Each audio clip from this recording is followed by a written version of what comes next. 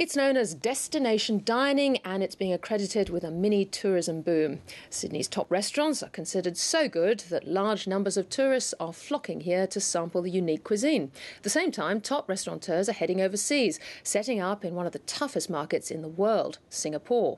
Karen Tan has the story and a warning: it could make you very hungry.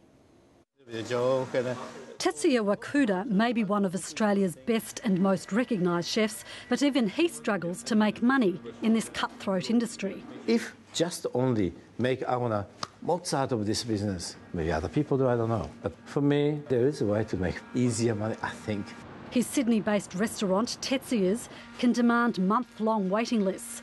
Not bad in an industry where up to half of restaurants can fail in the first 3 years.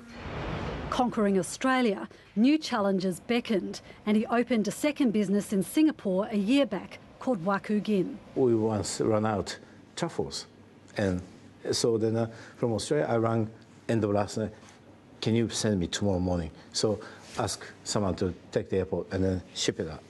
And arrived 2 o'clock in the afternoon. Others too are discovering the allure of Singapore, with chef Luke Mangan opening Salt Grill. It's fantastic. It's a market that I wasn't too sure that would accept us, but we're in a great building. We're on level 55 of a new skyscraper, and the views are amazing and the food's good as well. Luke currently has 9 restaurants, including Glass in Sydney. Others are in Tokyo, Melbourne and the Gold Coast. There's even bigger plans for Asia, with low wage cost incentives. Well, this year we hope to open a salt cafe in Jakarta. Then also a salt bistro or salt cafe again in Singapore opposite Raffles Hotel.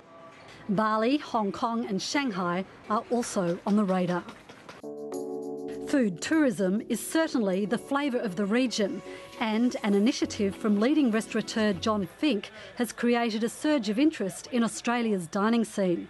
The co-owner of Quay restaurant, featuring executive chef Peter Gilmore, and celebrity hangout Otto approached Tourism New South Wales to market Sydney as a destination dining precinct. The aim, to showcase the skills of our top chefs abroad. One bloke sat down and he said, "Oh, what's Australia got to offer? I can't believe I'm here. I'm wasting my time," looking at his watch. By the second course, he was completely sold, and he's since written an amazing review and has come over to Australia to review more restaurants. The campaign appears to be working, with more people coming to sample Australia's unique fare. And it's got down to the ingredient, it's got down to the natural source of food, it's got down to food with flavour, which is what Australian chefs do better than just about anybody else. But getting the best local produce has been tricky lately. Queensland floods definitely affected produce for a while, a few months, but that seems to be bouncing back now. The industry is also not for the faint-hearted, with low profit margins rarely more than 3% of turnover. Well, certainly the staffing challenge is probably the biggest.